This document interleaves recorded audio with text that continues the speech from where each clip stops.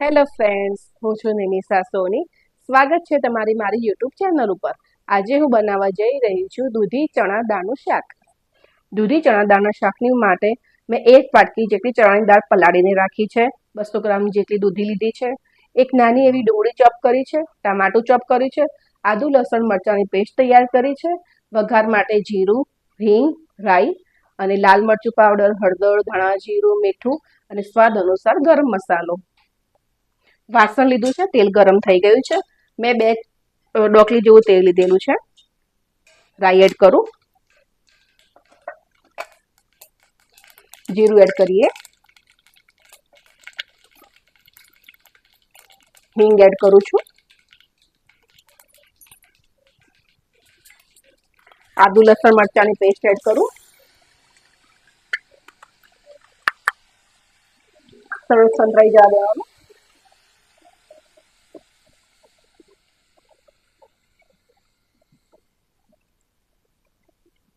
એક ચોપ કરેલી ડુંગળી એડ કરું છું.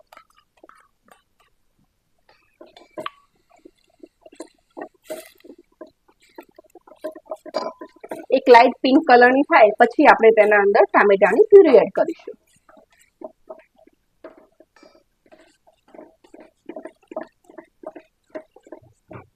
ટામેટું એડ કરી દઉં, ચોપ કરેલું. સરસ એવું મિક્સ કરી દઈએ.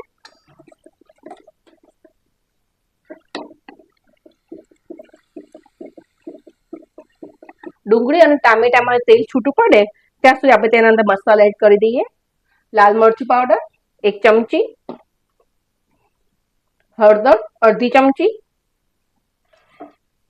ધાણા જીરું પાવડર 1 ચમચી, સ્વાદ અનુસાર મીઠું.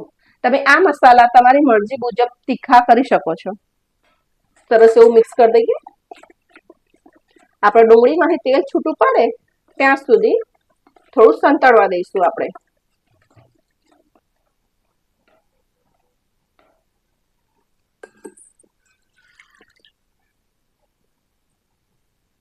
આપણી ગ્રેવીમાંથી તેલ છૂટું પડી ગયું છે. હવે દાળ એડ કરું. મેં દાળ 1 કલાક પહેલા પલાળી રાખી હતી, થોડાક એવા ગરમ પાણીમાં.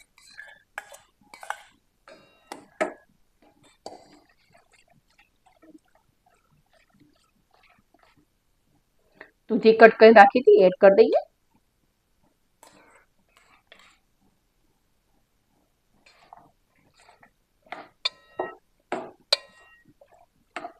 એક 2 મિનિટ એને સિજવા દઈશું.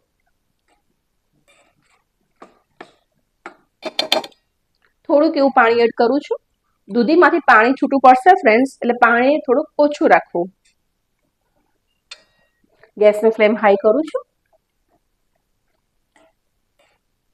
ટામેટું મેં ખટાશ માટે એડ કર્યું હતું, પણ તેમ છતાં બી હું 1 લીંબુ એડ કરીશ અંદર. હવે તેને ઢાંકીને 10 થી 15 મિનિટ સુધી આપણે તેને ચડવા દઈશું. વચ્ચે વચ્ચે આપણે ખોલીને ચેક કરતા રહીશું. દૂધીમાંથી પણ સરસ એવું તેલ છૂટું પડી ગયું છે, પણ હજી 5-1 મિનિટ જેવું ચડવા દઈશું આપણે.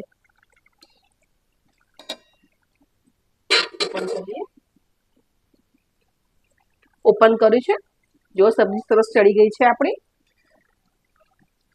લાસ્ટ એડની અંદર હું 1 અડધી ચમચી જેવો ગરમ મસાલો એડ કરું છું. મસાલો ચડવા દેવાનો નથી, ફક્ત શાકમાં આપણું ભળી જવા દેવાનો છે.